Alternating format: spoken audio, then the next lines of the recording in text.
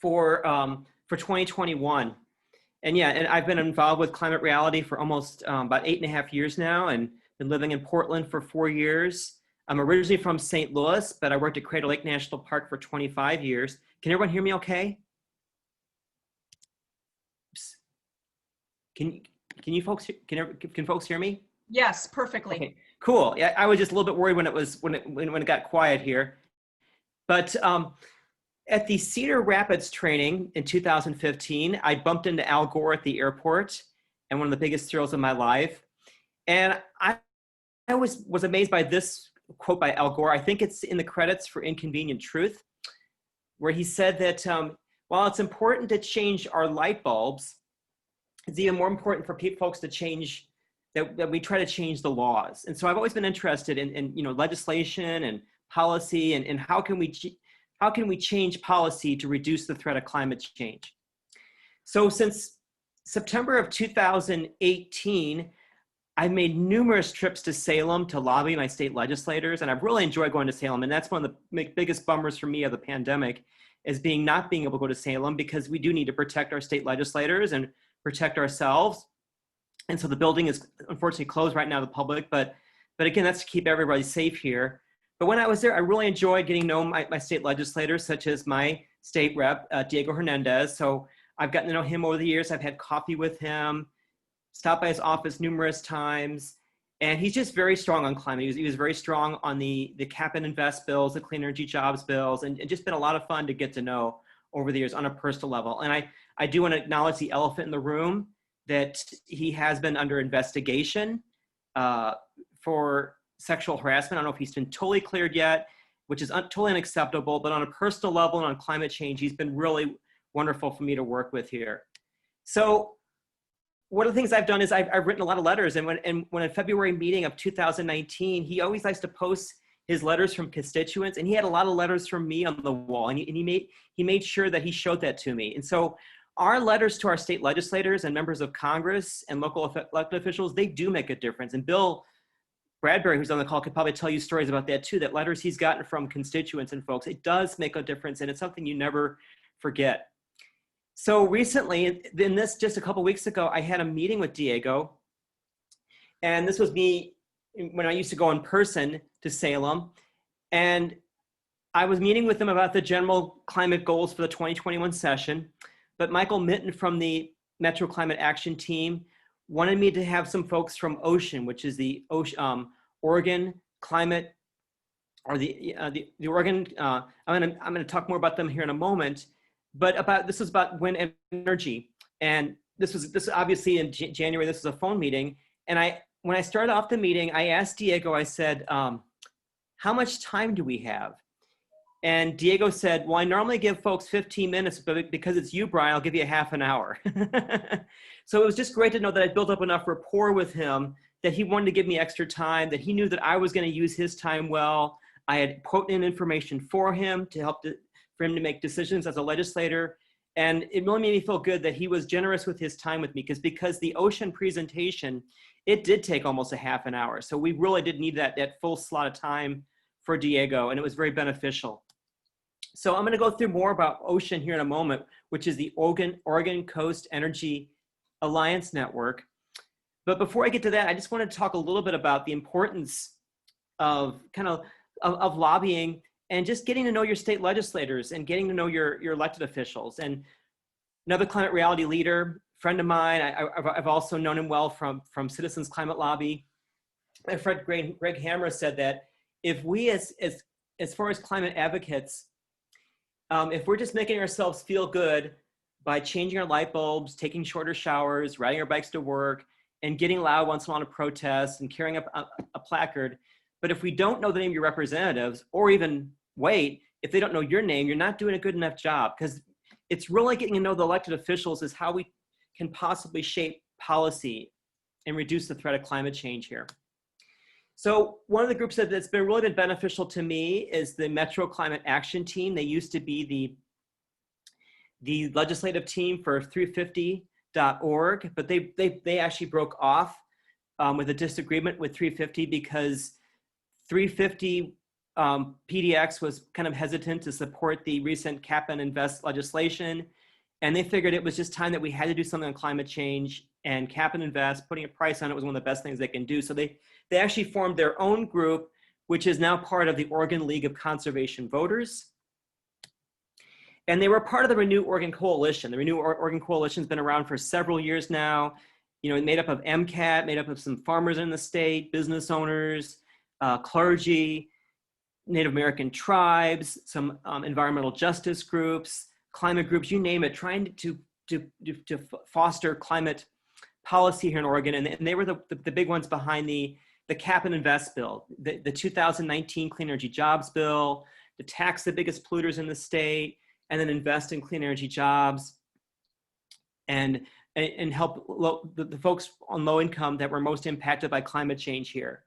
So as we know with clean energy jobs, it didn't quite get over the finish line. We had the votes in both the Oregon House and the Senate, but unfortunately the GOP walked out on the Senate, and then in 2019 and then 2020, both the Republicans in the House and Senate both walked out. So we were never able to get a price on carbon passed at the state level.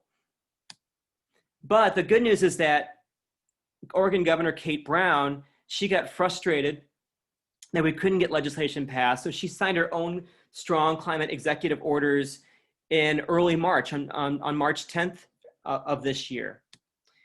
And out of this has come what's called the OCAP Coalition, which is the Oregon Climate Action Plan, to help implement, to make sure that the governor's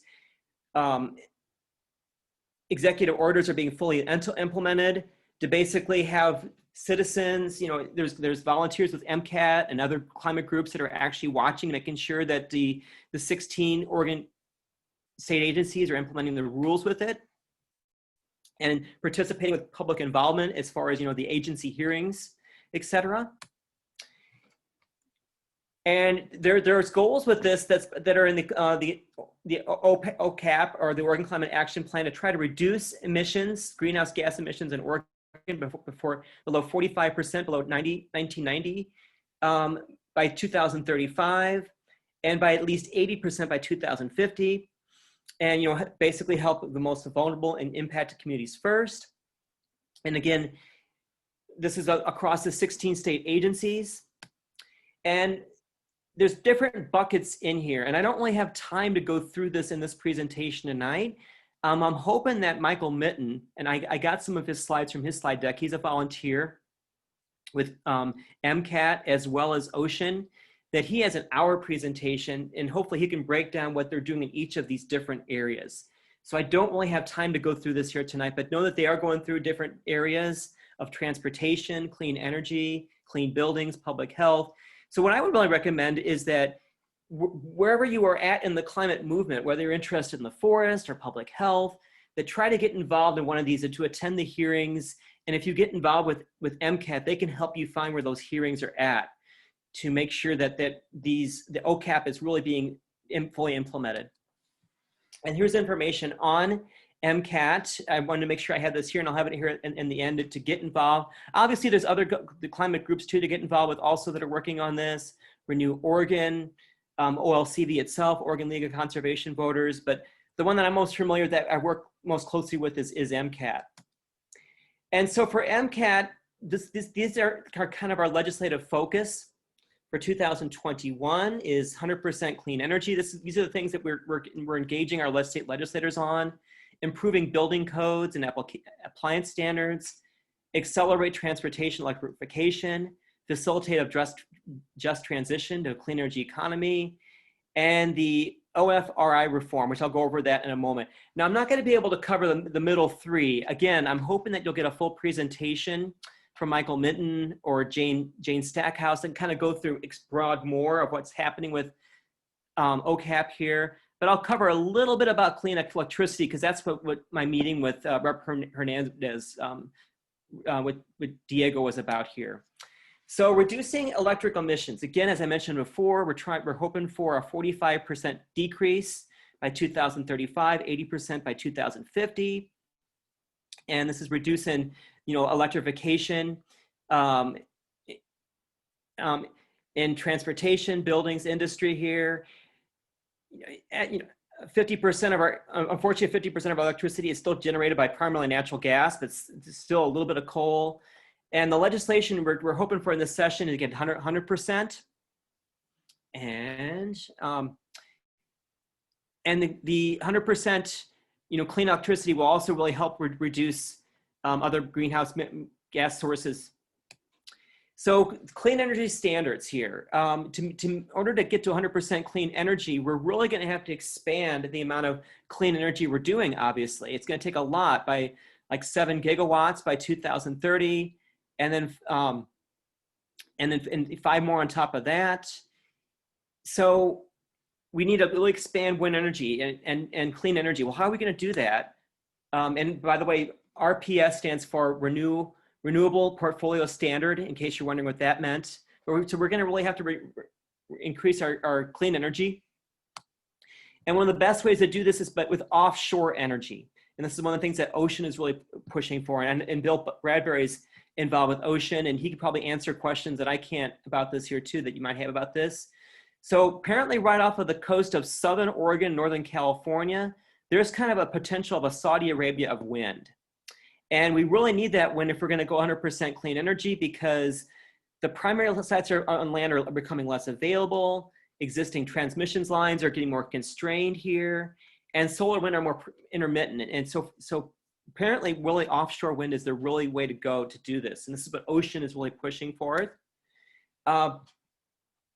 And we're hoping that, Oregon become from a net importer to an exporter with clean energy with offshore wind. Coos Bay would be the center of this. Coos Bay, my understanding, was one of the centers for if we were going to have that pipeline here in Oregon. And the name is eluding me here at the moment here. But the good news is that we can switch to clean energy and really help out folks in Southern Oregon with offshore wind. And so lots of jobs in that area. So when we met with Representative Hernandez, this was the ask that Shannon Sousa asked of Diego. Basically, Diego sits on the Energy and Environment Committee. So this would be one of the, go through there to try to push for the policy for offshore wind. So this is what I mentioned before, our 2021 legislative focus. I just talked about clean energy and emphasizing offshore wind. I don't really have time to go through the middle three, but hopefully another presenter will be able to share more about that in a future time. I'll go through a little bit of this. What's this OFRI? And this is the Oregon Forest Resources Institute. That's basically, it's an educational institute. I believe it's been around since around 1990. And it's dedicated to advancing the public understanding of forest and forest management, forest products, and encouraging sustainable forestry through landowner education. That's what they say, but the problem in the future years is that, help with forest, it's been taken over by big timber here in Oregon. So one of our goals is really trying to make sure that we take OFRI and try to make it more, promote sustainability and making our forests more climate resilient. Our forests also, that they could be more soaking up more of greenhouse gases. So we need to we're asking this here, and this is one of our take action, and I'll have this towards the end of my notes again. And I'll share this presentation with Amy, anybody who wants it here. But one of the big actions you can take is to call Governor Brown and call Jason Miller, her natural resources advisor, make sure that on this board of forestry, that this board really respects science and it's climate smart. And it's not just represented big timber, that you share with them your definition of climate smart also, that you want our forest here in Oregon to really be healthy, to be absorbing carbon, and to be resilient with climate change. So again, I want to emphasize how important it is that we're engaging our elected officials. One of my heroes is Mary DeMacher. She wrote the book. She lives in Eugene, Oregon, A Parent's Guide to a Climate Revolution. If you get a chance to read her book. And her book pretty much had me at hello, because in the intro she said, quote, as far as her she had about 100 solutions she had for climate change. If our choice is to scrub out empty peanut butter jars for recycling or to call your senator about climate action, it is more effective and more important at this point, the climate crisis, to make that call and throw out your dirty jar in the trash. If you have a choice between choose system change over climate change. So what I did is I took this and I made this a meme that I put on Facebook and Twitter, and oh my God, the pushback I got from that, but people thinking that you shouldn't recycle was just blew my mind. And if you know me, I'm always recycling my peanut butter jars and my glass jars and all that. So I made sure to amend that to say that pictures of me cleaning my peanut butter jar and making the phone calls. If our choice is to scrub out our empty peanut butter jars or recycling, and here I am scrubbing out mine, or to call your senator or legislator about a key climate change decision, it is more effective and more important to make that call. If you have a choice, choose system change over light bulb change. So it's, again, that's kind of always been my big push, is making sure that we're engaging our elected officials. And so what I find interesting here too, and fortunately this is being blocked at the top, but the Oregon Clean Energy Campaign, they have their mission is to try to pass at least 3 bills on climate in this session here. So these are their top priorities here. And so these are things to contact your state legislators about, and you're more than welcome to take screenshots of this. And again, I'll make this presentation available to anybody who wants it. So one of the first ones is energy affordability. So there's a House Bill 2475 to decrease utility costs for families struggling in the economic recession by establishing low-income utility rate class. Second priority for the Oregon Clean Energy Opportunity is healthy homes.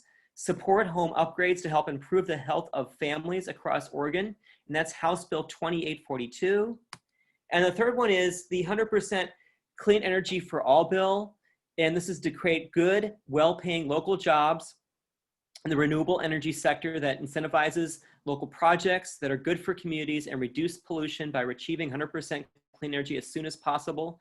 The bill number is coming soon. So, and again, I'm going to go through these once more here in a moment. So another thing I suggest is that if you take any of these suggestions, or if you have any other ideas for state legislators or your elected officials from climate policy, what I always try to do too, and when I make those phone calls to the governor and legislators or my member of Congress, I always take a picture of me making those phone calls. Or when I write a letter, I take a picture and I always put it on Facebook and social media to give others that same idea to do the same. Because hopefully this is an area where we do want copycats. And fortunately, I've had some copycats here. A friend of mine, Tim in St. Louis, he saw, I posted that, I wrote letters to my member of Congress, and he decided to do the same, and he posted that on social media. And then there's also a gal in Oregon. I've never met this gal, but somehow she saw what I put on Twitter, and she decided also to write to the governor, asking for climate action. So when we take action, it's really so inspiring, but if we can put it out there in social media, it will inspire others to take this action too. So what's interesting is that today I did get an email from Oregon League of Conservation voters with their priorities for the 2021 legislative session. And when you know it, their goals is also the same as I put up here before. And so this is another reminder of the Oregon Energy Affordability Act to make energy bills more affordable for low-income individuals who spend a large portion of their income on energy needs. So the second priority is healthy homes, help low-income individuals make repairs and updates on older homes to improve their homes' indoor air quality and save money on heating and cooling and make their homes more efficient. And then we're waiting for the actual bill number. It's still a legislative concept, but 100% clean energy all, which hopefully will help include offshore wind. And this is 100% clean energy to transit in Oregon in the next, I believe by at least 2040 or so. So again, this is the actions I recommended before is, calling the governor, calling her natural resources advisor to make sure that the Oregon Board of Forestry respects science, and it keeps climate change in mind, not just the interest of big timber. And I also recommend, to be effective in climate change, thank goodness you're in Climate Reality. This is a great space to exchange ideas. And I also recommend getting involved with groups like MCAT that are really super involved with contacting legislators and getting to know the policy details here, and also attending the legislative hearings here also. And this is my final thought here that I always try to end my presentations with. The most important person who can make the biggest difference reducing the threat of climate change is the person sitting in your chair. And that is my presentation here this evening. Okay. Thank you, Brian. Does anybody have questions for Brian?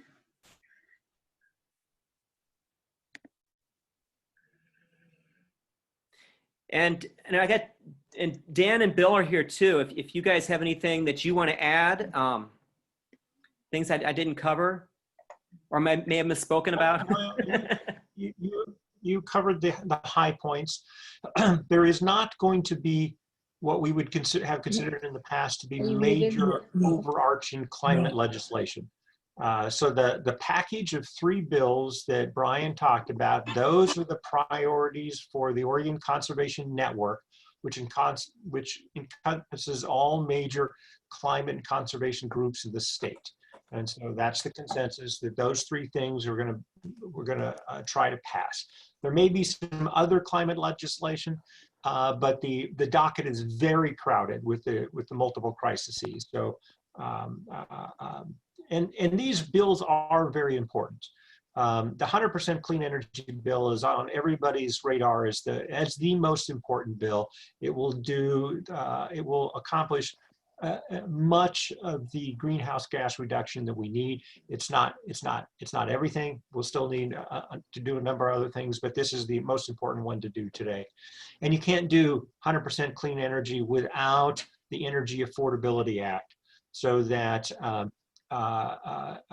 we don't burden the people most affected by climate change with undue costs of this transition. Well done, Brian. I have a question for Brian and or Dan or anyone who can answer it. So with the 100% clean energy bill, so there was, and doing a bunch of work on solar right now. So there's the community solar program is the big legislative bill, went through a couple of years ago, that is kind of trying to put solar, a little bit more solar into the grid. What kind of success do they need in 10 years on community solar as it relates to the clean energy bill? Essentially, how much is solar of the whole thing? I do not know. I'm not part of the PUC group working on this. I follow some other things, which is one of the difficulties about talking about this. That answer is probably known to some level.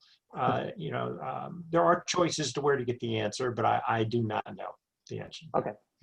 Yeah, and Bill, would you know by any chance? Because I don't know. Well, I don't know the percentage of solar versus, I don't know, the percentage of solar versus wind versus storage. I just don't know.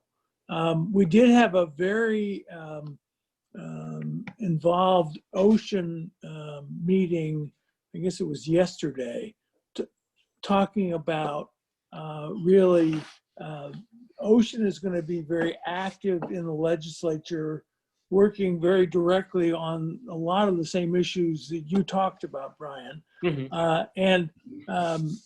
It's really, the thing that's so interesting about ocean is that it's a really diverse group of people that ranges from the International Brotherhood of Electrical Workers to union members to environmentalists to old people like me. And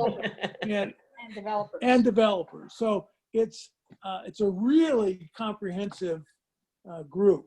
And I think, developers, the other big thing is with developers. So very exciting to see that go on. Yeah, I did see a question in the chat about somebody asking about, and I can pull it up here also. There's a question in the chat about, for folks who may be intimidated to call their reps, can you please tell us what to expect when somebody picks up the phone? Well, what's interesting right now is that a lot of the legislative aides and legislators, they've had to work from home because of COVID. So there might be even a good chance that you still might get a go to voice message or an answering machine. But I've been calling congressional offices and legislative offices for years, and I've always been amazed how friendly they are. No matter where they are on the political spectrum, they really do want to know what their constituents are thinking. And a lot of times they get a lot of calls too. So you're not on the call a long time, because they pretty much they really do want to hear what you have to say. And you can always say, hey, this is my first time calling. You can always write it out.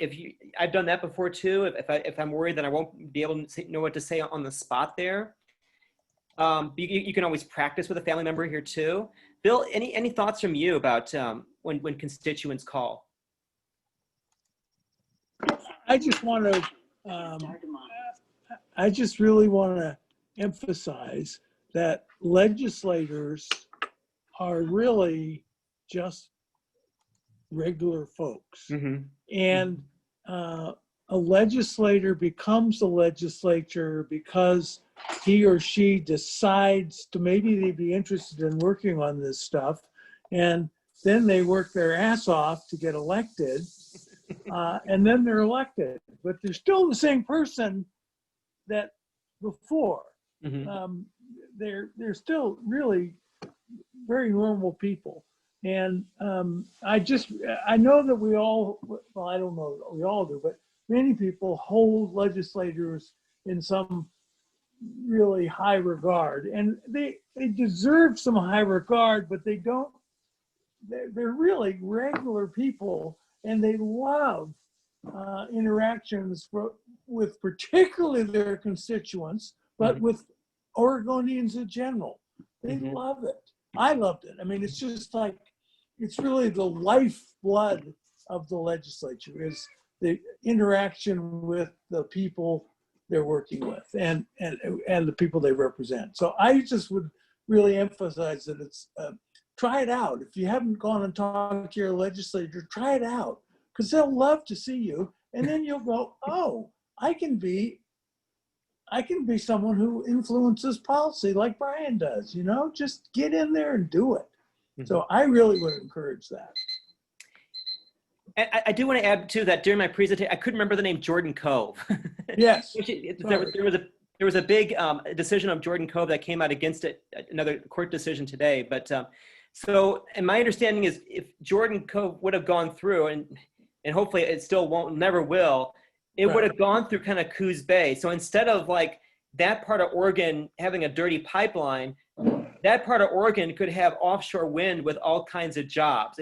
Am I correct there, Bill? Yeah, absolutely correct. And Today. yes, today, the Federal Energy Regulatory Commission basically signed the death knell for Jordan Cove, Mm-hmm. because Oregon, Basically what happened. Katie just, yeah. Well, basically what happened, is that they had said they had applied for the authorization for the Clean Water Act with DEQ, and in fact, all they had done is apply for the Clean Water Act for Through Corps of Engineers. for the Corps of Engineers. You have to apply for Clean Water Act for FERC and Clean Water Act certification for FERC, and they had only applied for Corps of Engineers, saying, well, one, it's a project, that's not the agency. And FERC said, no, you have to apply for certification for Clean Water Act for FERC.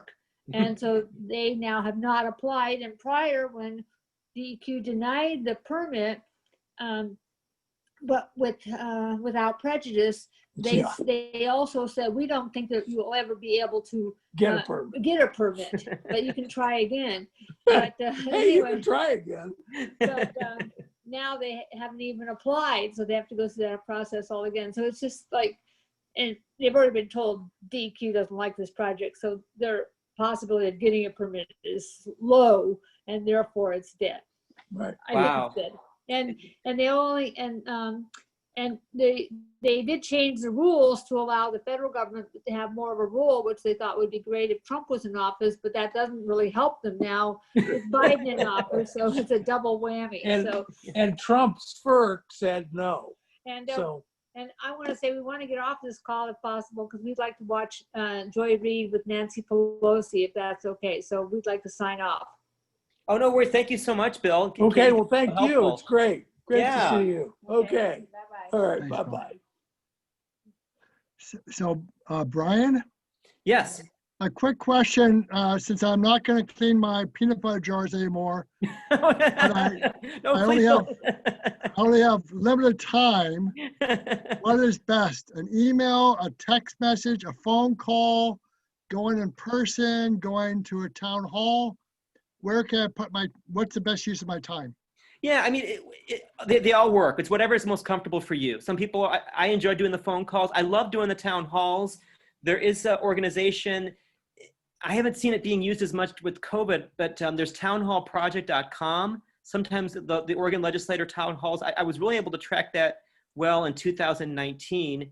But if you actually are able to email your legislator and ask to get on their list, they will let you know when they're having their town halls.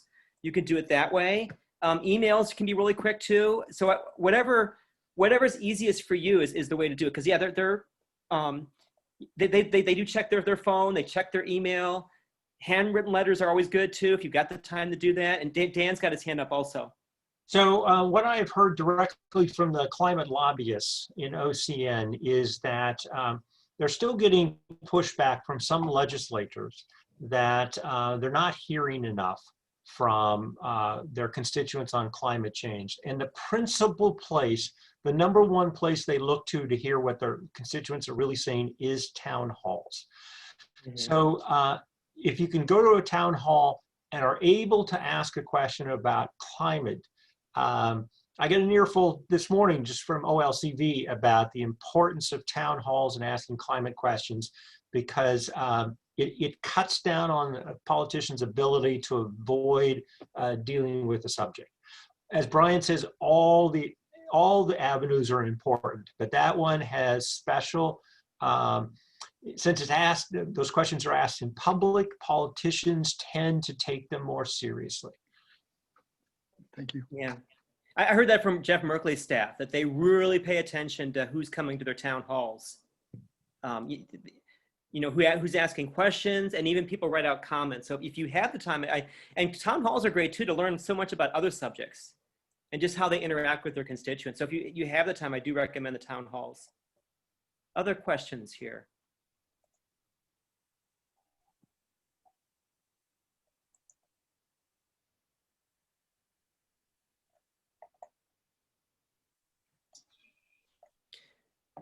Lynn Merrick, you're also involved with MCAT, and you've been contacting. Did you have any thoughts, Lynn? I know you had put something in the chat before, and you're on. Just to speak to Sarah's question about how wonderful it's been to be part of MCAT and Climate Reality, but MCAT focuses on that legislative piece and just takes you step by step through how to contact your legislator or representative, and what the key points are, what the goal of the communication is. It's wonderful to have that kind of support, and you, Brian, you've led some of those initiatives too for our Climate Reality group. But MCAT is focused very specifically on legislation. So, yeah. Thank you so much, Brian and Dan, and well, Bill left, but everybody for adding to that conversation. And Brian, if you could put that email and anything else you want to put in the chat. I've recorded this and we have a YouTube channel. Okay. I'll put that in there so that people can reference that as well. And yeah, I'll put our email too if you want to get the slides. But yeah, it's so great to see you again. Brian was chapter chair before I was, for some of you who are newer to the group. So Yeah.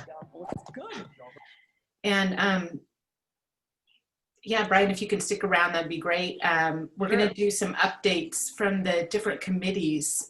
So Allison, do you want to like call on the different groups to give our Yeah, thanks, Brian. That was super fascinating. I learned so much. First, we have Lynn, who's going to give us an update on climate education in schools. Hi, thanks. And I just have a couple of things to share on the screen in a minute. So that would be great if that's possible and easy to do.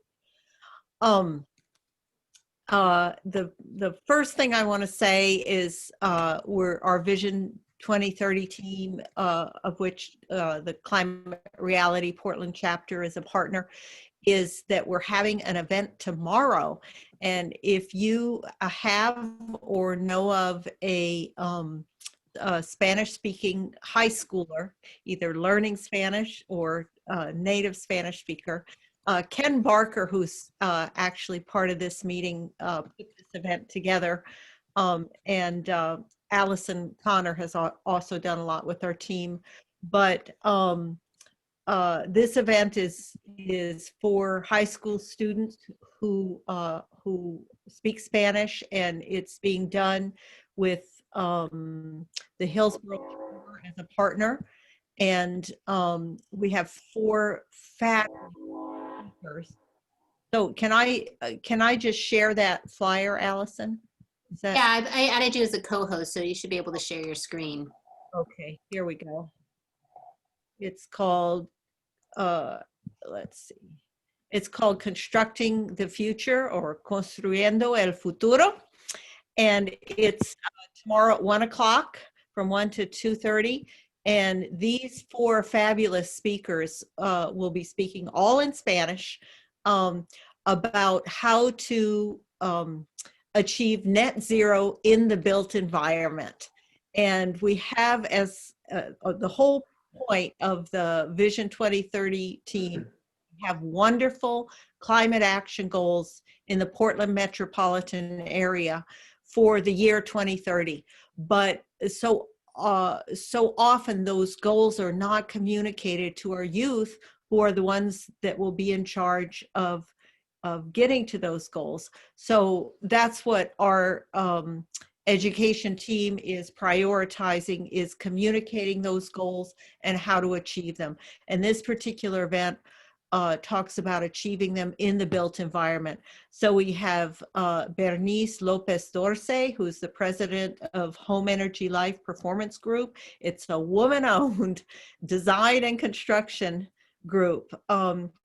And she is a fabulous speaker, also part of Latino Build. And so she'll be speaking to building design and home performance. Tomorrow we have Ozzy Gonzalez, who's the owner of P3 Consulting. He will be speaking about the sustainable design architect, and what it means to get there, how you get there, and what it means to design buildings sustainably. In solar panels, we have Betsabel, and she came right from working with Tesla. Brian, I know didn't you work with Tesla for a while? So yeah. But she's in solar energy now, and so she'll be speaking about solar panel design. And then Jose Benitez will be speaking about just weatherization and insulation and how that contributes. All of these are pieces of the net zero puzzle for the built environment. And so we're really excited about hosting this event with the Hillsborough Chamber in Spanish for our high school students who either are native Spanish speakers or learning Spanish. So there is a link to registration. It is a little difficult to navigate. I wonder if I can just show people here. I don't want to take too long. Here you are on the Hillsborough Chamber website, and you have to scroll down till you find, and maybe I've passed it and missed it myself, events in Spanish here somewhere. And then you have to click on that link. And so, You're presenting the flyer. We don't see the website. oh, you're not. Okay. Okay. All right. Well, scratch that then. What I'm going to do, because I have the permission of the Hillsborough Chamber to do that, is to just put in the chat the direct Zoom link, and then that will be available for any of you who might have a high school student that you want to pass that on to. So I don't want to take up too much more time, but I just want to say that that if you're interested in working with high school or middle school students on any aspect of helping them envision our 2030 climate goals and what it might take, what it would be like to actually get there and achieve those goals, we want to get to know you. And we have a climate solutions fair in the works for middle school, planned for the spring. And then the other really innovative piece that we're just beginning to just beginning to plan to roll out is something called a Master Climate Educator, based on programs like Master Gardeners and Master Recyclers. And there's a similar very successful program in Southern Oregon called Master Climate Protector. And so it's a training about all things climate education and climate solutions, and then a chance to maybe commit 30 to 40 hours giving back to the community with the knowledge that you've learned, serving the community in helping to implement the climate action plan in some aspect. And in our case, it would be working with middle school and high school students to lead them in projects to achieve those climate action plan goals. So if you're interested in any aspect of this, email me. I'm happy to talk to you more. And again, Ken Barker and Allison Connor are both also on the team, as well as a number of other Climate Reality members. So thanks very much for the chance to announce that. Thank you so much, Lynn. Oh, I was just going to sorry, Amy, go ahead. No, do you have a link to all of the speakers that were at that last summit on, all the different topics like biomimicry and EVs and things like that? Because you couldn't really attend unless you were a high school student. It might be interesting. Yes, we do. We got the whole thing. In fact, Sage did it. All the videotaping for Portland Public Schools was our partner in that, with 10 fabulous speakers. And I do have that link. And if I can, I'll get the first link I'll post is the Zoom link to tomorrow's event. Share it judiciously but freely with any high school student you think might be interested, and then I will post the link to the PPS videos, and I'll do that in chat. Yeah, I was lucky enough. Since I have a high school student, I was peeking over his shoulder and got to listen to them. But they are just for high school students, and they filled up last time. So, yeah, great. I don't know if anyone else has any questions for Lynn.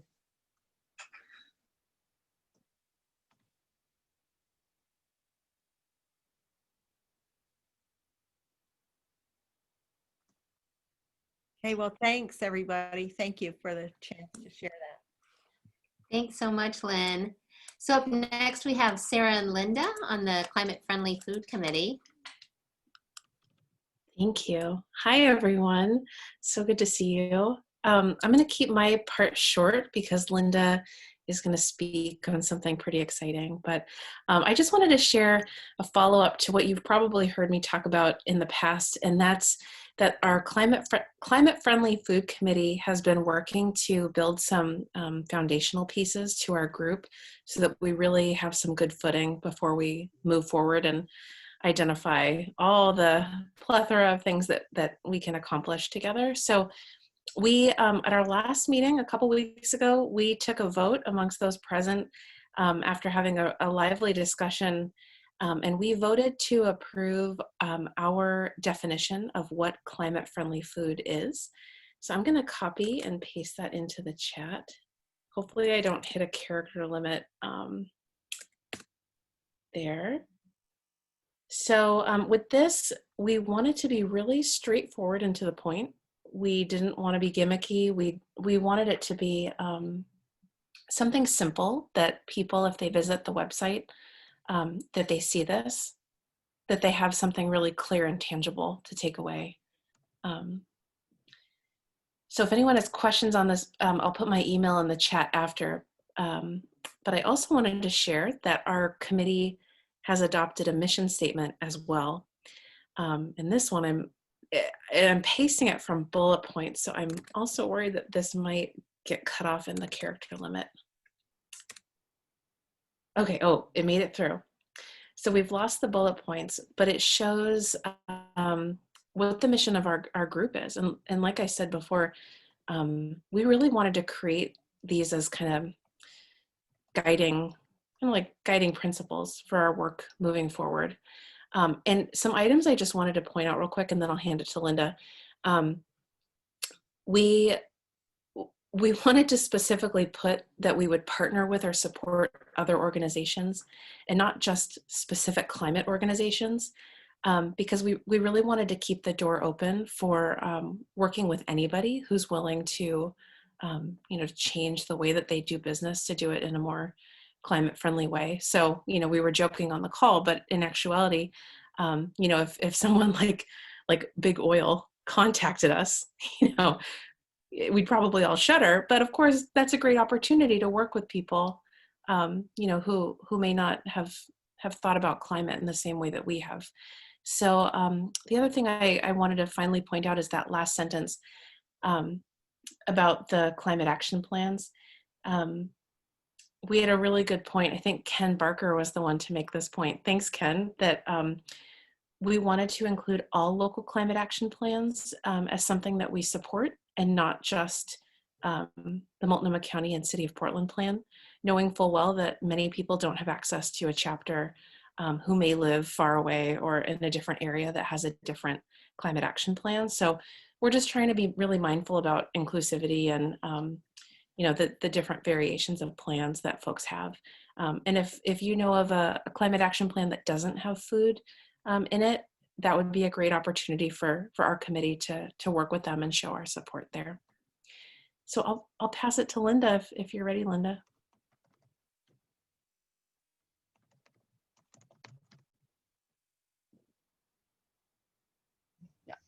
Okay, thanks so much.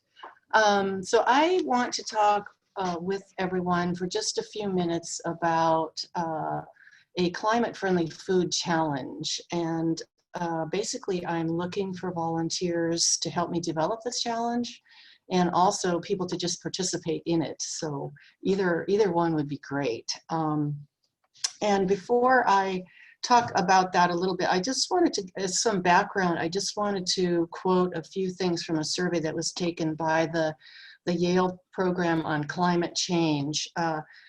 This was published about a year ago. They said the majority of people who responded would eat more plant-based foods if they had more information about the environmental impacts of the food choices. And a couple of other things, they said 2 out of 3 consumers surveyed said they never look for information about sustainability. And 30% said they never hear about the environmental impact of different foods. 70%, which is huge, said they never talk to their family or friends about this issue. And about 2/3 said they had never been asked to eat more plant-based food. So I think that kind of shows us that there's a lot of work that we can accomplish in this area, a lot a lot of it, I think, does have to do with media, not, kind of mainstream media and social media. We need more about this subject, the relationship between climate and food. I think most of you are familiar with the book Drawdown that was published in 2017, and there are 80 solutions in that book, and a plant-rich diet is number 4. So it's one of the most important actions that an individual can take. And I did have a little quote from Per Espen Stoknes, who wrote the book What We Think About When We Try Not to Think About Global Warming. He said that individual solutions are not sufficient for solving climate alone, but they do build stronger bottom-up support for policies and solutions that can. So I think we should keep that in mind. So one thing I became aware of very recently was a new website called Carbon Footprint Eating. And there is a challenge offered on this website, which is completely self-directed. And the person who started this is a member of Pachamama Alliance, and he lives in Kansas City, which is a much more challenging city to live in, I think, than Portland when you're talking about this issue. But and I also wanted to say before I went any further with this that I personally am really committed to a whole foods plant-based diet. You've probably heard me say that before, and I would just love to have everyone change. But I've been a member of this chapter since, I guess, right after the training in July. And the conversations that I've had with this group have really gotten me out of my plant-based bubble that I've been living in. And I am getting a better understanding of some of the barriers and difficulties that people face. And so what I liked about, and what I found unique about this, the challenge on the Carbon Footprint Eating website was that you can choose one of 4 pathways. And I would say we could probably have even more. But on that particular one, you can choose vegan, vegetarian, or flexitarian, or what he calls planetarian, and that is the planetary health diet that was put out by the Eat Lancet Commission, and they're working on defining targets for sustainable food production. Anyway, change is coming, and I wanted to share with you, I'm a weaver, and I just wanted to share with you something that I wove quite a few years ago. Change is unavoidable. Expect it and skillfully enjoy the squeeze of its wild embrace. That's my little personal sharing there. So I would just say let's create a climate-friendly food challenge that makes change, which is coming, easy and fun and positive, and that also creates community and really emphasizes adding new and delicious food. My own path, I think a lot of people have, kind of an interesting food story. I mean, everybody eats and changes, and I went from Wisconsin, where I was eating, when I was growing up, macaroni and cheese and Spam and bologna sandwiches on Wonder Bread. And then I went to college in North Carolina and ate collard greens and cornbread and sweet potato pie. And the first time when I first moved to Oregon, I learned about mangoes and avocados. And then I went to Kenya and learned about curry. And I just think there are so many exciting things that we can add to our diets. And what I'm hoping, I guess I would say, moving from where I was to where I am now took me probably 30 years. And I read a ton of books. I did an awful lot of practice cooking. But we don't really have that much time now. And so I feel like there's a lot more available to help us now. And we know that we must change, we can change, and we need to add, just delicious and satisfying new foods to our diets. And we need to let go of some of those foods that are unhealthy for us and for the planet. So my call to all of you is to, help me in some way to put together a challenge that helps us make climate friendly eating the new normal. And in the process, you can free yourself from, and other people, from those nagging feelings of denial and cognitive dissonance.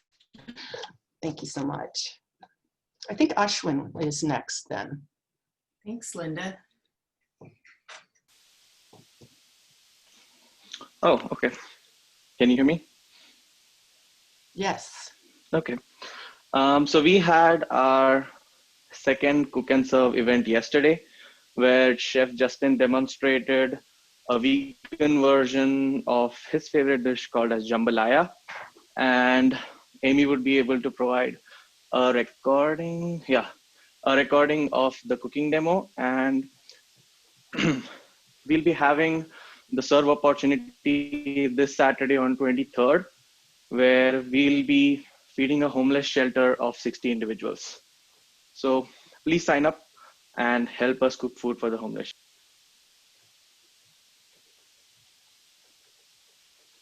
Ashwin, are you able to put in your email address or a way that folks can sign up if they want to learn more? Oh, thank you. If I have just like 10 more seconds to add something to my amazing teammates, being that many of us are aware of the real climate impacts of food, since we are climate reality as a group, I'm really, really curious, and as are my teammates on the committee, if anyone has pushback or any individual barriers that you're facing to transitioning to eating less meat, or eating vegetarian or eating vegan, we would really love to talk and just learn from you and find out how we can reach more people that are interested in climate action but are having that struggle of eating less meat or eating no meat at all, or avoiding dairy or whatever it is. So if you are open to sharing your story or barriers or challenges, please reach out, because you all are the very people that we would love to see making some of these changes. So the more you can share with us, the more we can learn to reach out to others as well. She's good too. Thank you all so much. That's fascinating things that are happening, and give us some things to maybe talk about in our breakout groups. But next up, we have Bill, who's been helping us with our strategic planning, and he's kind of overseeing the committee. So Bill, I don't know if you have any updates or anything you'd want to share, but you're on the agenda. Oh, okay. Awesome.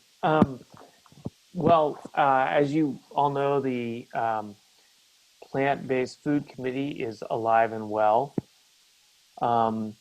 There are a couple other committees that are storming and forming now. Plastics, Business Working Group. I haven't gotten an update lately on the Social Justice Committee. Education is alive and well. Thank you, Lynn, and your team. And I have been working with Ken Barker and a couple other folks on kind of what's going on in solar energy in Oregon.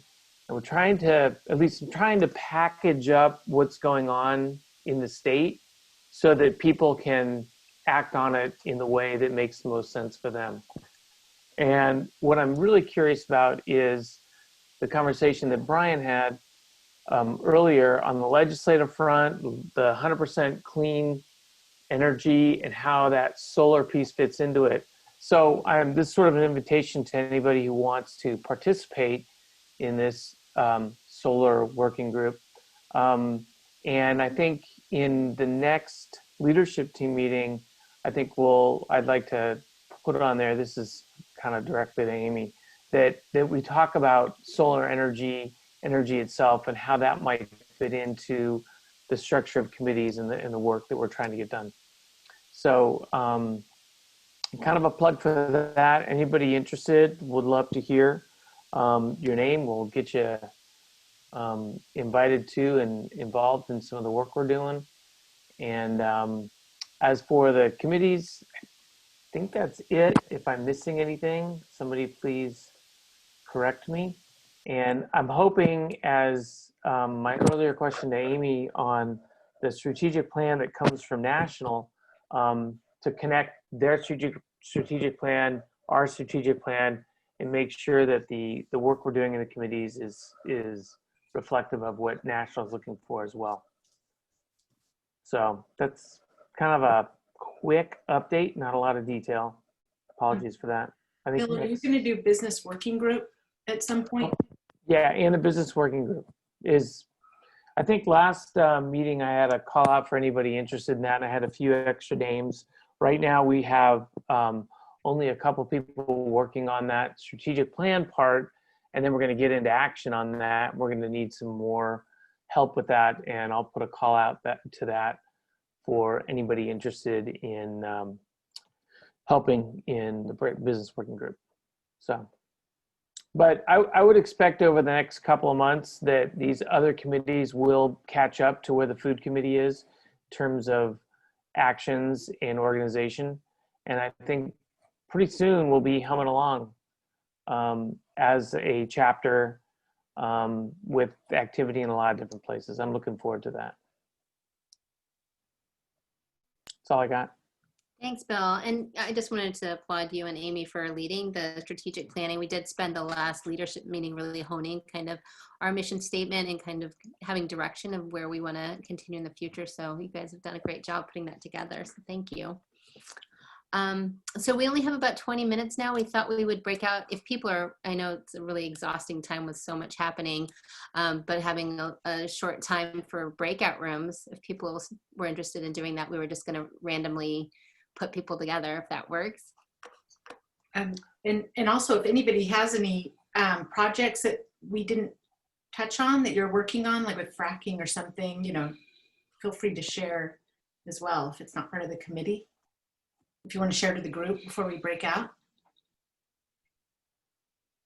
And I don't, Amy, to that point, but I was going to follow up on what Allison mentioned. I think it was in December meeting, we had some breakouts just kind of to do a little social fun as we would if we were physically present for a holiday.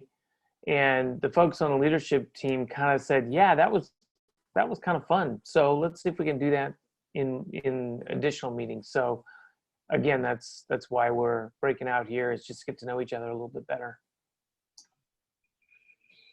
All right, if everybody's ready to zoom over, I'm just going to create 3 breakout rooms and they're just going to assign us randomly. All right, we'll see you guys over.